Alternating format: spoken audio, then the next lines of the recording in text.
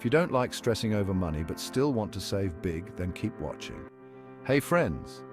Last time we talked about the basics of saving, budgeting, and investing. Today we're taking it up a notch.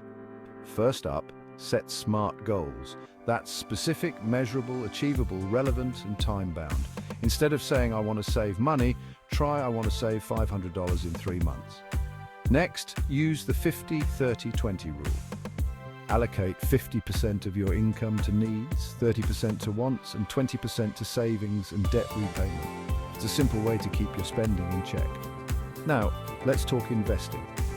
Start small, even if it's just $20 a month. Consider low-cost index funds or ETFs. They spread risk and often outperform expensive funds. Finally, automate your finances. Set up automatic transfers to your savings and investment accounts. It's like putting your money on autopilot to success. Remember, small steps lead to big changes, eh? Keep pushing forward and you'll see amazing results. Cheerio. Happy saving.